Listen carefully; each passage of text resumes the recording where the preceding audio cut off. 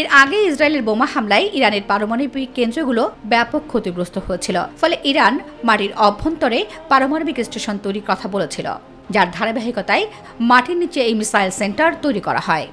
বিপজ্জনকও। এর মধ্যে মধ্যপ্রাচ্যের দেশ ইরান মাটির নিচে বানিয়ে রেখেছে মিসাইলের এক শহর। সম্প্রতি ইরান তার ভূগর্ভস্থ মিসাইল সেন্টারের ছবি প্রকাশ্যে এনেছে। একটি ভিডিওতে ইরানের ভূগর্ভস্থ এই মিসাইলগুলো দেখানো হয়। এই মিসাইলগুলো নির্দিষ্টভাবে ইসরায়েলে হামলা করতে সক্ষম বলে দাবি করা হয়েছে। আর তাই ইসরায়েল ও যুক্তরাষ্ট্রের চোখ থেকে এই মিসাইলগুলো বাঁচাতে মাটির নিচে স্থাপন করা হয়েছে বলে তারা আন্তর্জাতিক সংবাদ মাধ্যমকে জানিয়েছে। ভূগর্ভস্থ এই মিসাইল সেন্টার লম্বা এক টানেলের মতো, যা দেখতে অনেকটা মিসাইল শহরের মতো। এখানে জ্বালানি, ব্যালিস্টিক ক্ষেপণাস্ত্র ইত্যাদি রাখা হয়েছে। মিসাইল রাখার সেই টানেলে ইরানি নেতাদের ছবি টাঙানো রয়েছে। দীর্ঘদিন ধরেই ভূগর্ভস্থ ক্ষেপণাস্ত্র সুবিধা ব্যবহার করছে ইরান। তবে এবারই প্রথমবারের মতো সরাসরি ভিডিওর মাধ্যমে একটি সম্পূর্ণ সিস্টেম দেখাচ্ছে দেশটি।